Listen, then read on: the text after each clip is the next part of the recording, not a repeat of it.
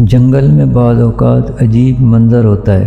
جنگل کے سب سے بے بہکل جانور ہاتھی پر سب سے پستہ قامت کتوں چیوا ہوا کا گروہ بھونک رہا ہوتا ہے، لیکن ہاتھی کے کان پر جوں بھی نہیں رینگتی۔ ہاتھی کو جب غصہ آتا ہے تو اس کی آنکھیں پھیل جاتی ہیں اور کان کھڑے ہو جاتے ہیں۔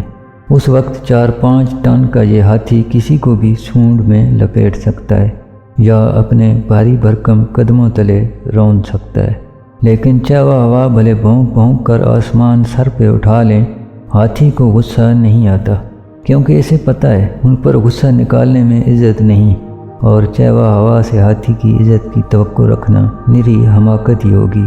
بلندی اپنے مقام کی عزت کروانے کبھی نیچے نہیں گرتی، کیونکہ گر کر پھر اوپر اٹھنے کا سفر آسان نہیں ہوتا۔ ہمارے معاشرے میں اپنی عزت سنبھالنے کے لیے آپ کو ہاتھی بننا پڑتا ہے، بہت کچھ سن کر انسنی کرنی ہوتی ہے، بہت سے بے وقوفوں کو کہنا پڑتا ہے آپ بالکل ٹھیک کہہ رہے ہیں۔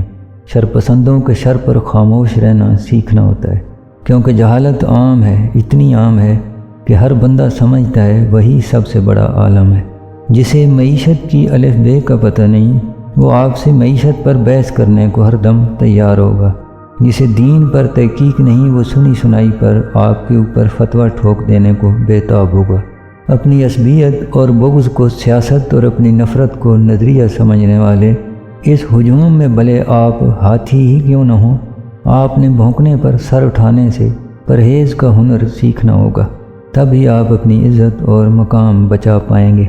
البتہ اگر آپ کو اپنے مقام کی فکر نہیں تو چیوا ہوا کسی بھی وقت بننا آسان ہے، اپنی دستار اتار کر بس پلٹ کر بھونکنا ہی شروع کرنا ہے۔